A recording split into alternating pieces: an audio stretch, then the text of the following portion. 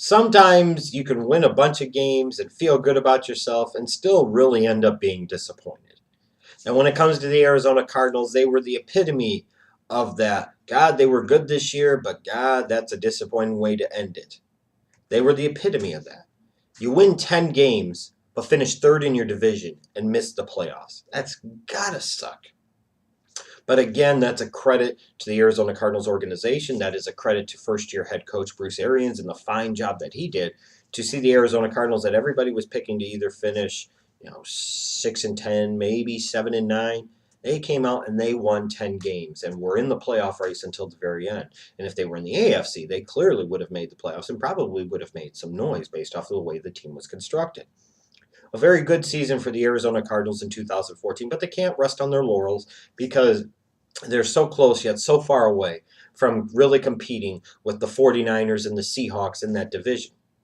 So this is a very important pivotal draft for the Arizona Cardinals because based off of that surprising success of the 2013 season, they have a chance to really build on that, continue to compile some momentum, and maybe be a real force in the entire NFC playoff picture in 2014, not just in their own division.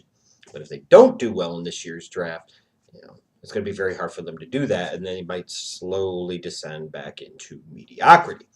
Now, part of the reason the Cardinals find themselves in position that they are is because of some of their recent success in the NFL draft over the past 3 years. Obviously, their 2011 first-round pick, Patrick Peterson, is everything you could possibly ask for out of a first-round pick. He's a Pro Bowler. He's an All-Pro. He's one of the very, very, very true elite players at his position, one of those most important positions in the National Football League of cornerback. Not every day you can find a guy with the talent and skill set of a Patrick Peterson. One of those guys in today's NFL, along with a guy like a Richard Sherman and maybe a Darrelle Revis. One of those true shutdown cover corners. You don't get a lot of them. And the Cardinals got him in 2011. Their 2012 first-round pick, Michael Floyd, had a very nice second season. Really was a good complement to Larry Fitzgerald. Was a really nice, reliable weapon for Carson Palmer in that Cardinals passing game. And I think he'll only get better as time goes along.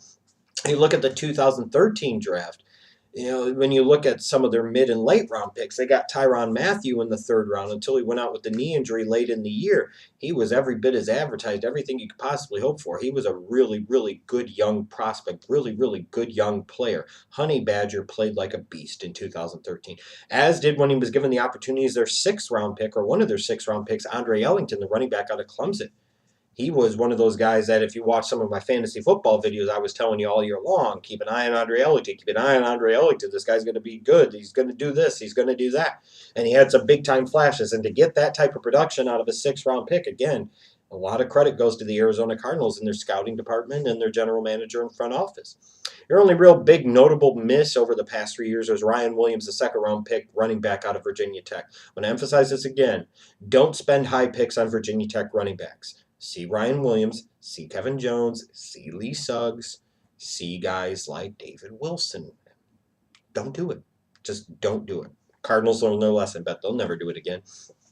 I have a couple of questions still about the recent drafts, most notably pointing back to the last year's draft. Jonathan Cooper, the first-round pick, they took an interior lineman 7th overall, and he didn't play at all last year. So there's a question there of if he's going to live up to that draft status and if he's going to come in and be able to stay healthy, number one, and two, provide an improvement, a big improvement, a needed improvement to the interior of that offensive line. And then you look at Kevin Minter, their second-round pick, the inside linebacker out of LSU.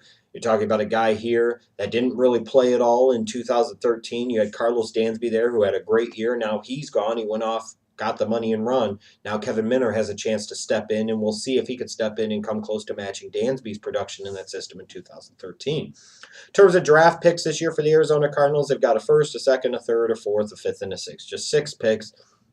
So not a huge deficit of picks. They've got all their early and mid-round picks, so that's a good thing, but not a big-time surplus. When you look at their overall draft strategy, I think they've got to be in 2 modes, and this is kind of an interesting balance to go with.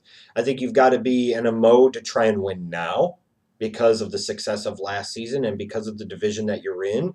I think you're not that far away, so you have to get those guys that could be impact players right now that can help get you over the hump. But you also have to build for the future, too. You have to build your team to try and win the division this year, but even maybe more importantly, put your organization in a position to long-term potentially dominate that division, or at least be a year in, year out contender in that NFC West.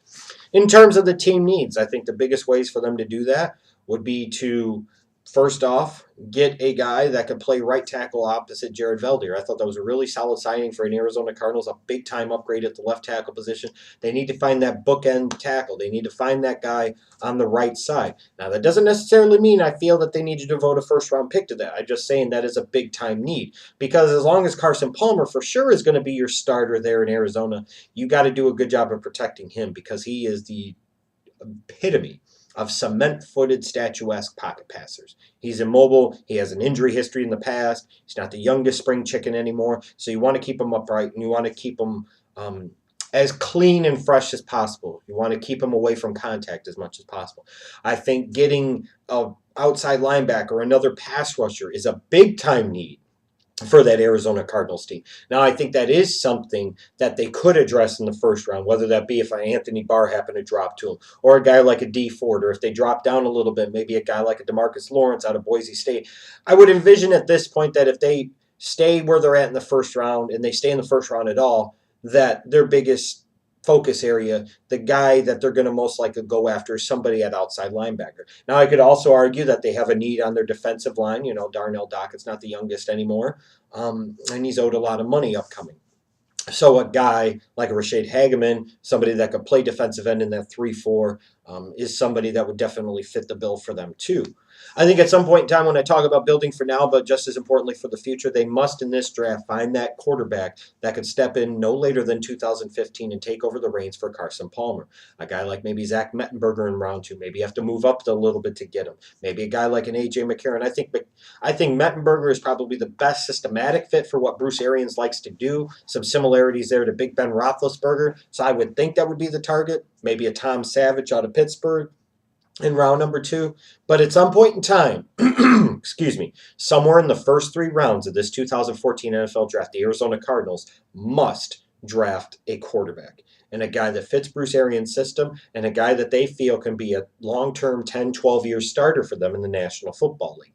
I don't know if that has to come in round 1. I don't know if that comes in round 3. It probably has to happen in round number 2. But the good thing is, with the recent success of the Arizona Cardinals in the draft, they can sit there and devote a first or second round pick to a young quarterback, have him sit for most of 2014, and it doesn't really set back their organization much at all. They're positioning themselves in a position of power and strength long term if they do that. They could use a big physical running back to complement Andre Ellington. They could use a slot wide receiver with Andre Roberts moving on to the Washington Redskins. They could use a complement to Larry Fitzgerald and Michael Floyd.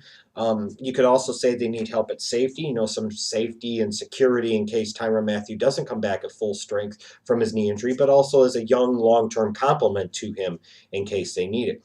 The Arizona Cardinals really aren't that far away, and this will be a critical draft to me for the Arizona Cardinals to position themselves now to be contenders in the NFC West, but also position themselves as big-time players down the road in that division as well.